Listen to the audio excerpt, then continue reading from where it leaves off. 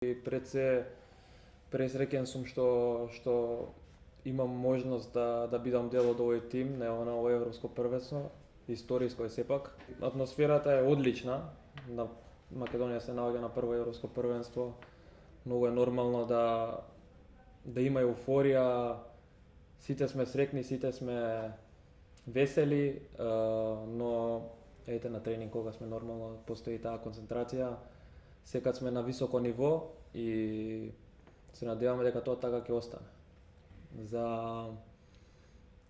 За мојот настап против Украина ме прашавте, можам да ви кажам дека јас лично верувам во моите квалитети и спремен сум во секое време да помогнам на екипата да дојде до тие 3 бода. Дали ќе добијам шанса, тоа не останува на мене.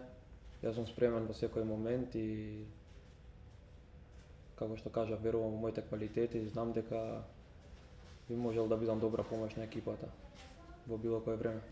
Значи, моето мислење е дека на европско секоја утакмица е тешка.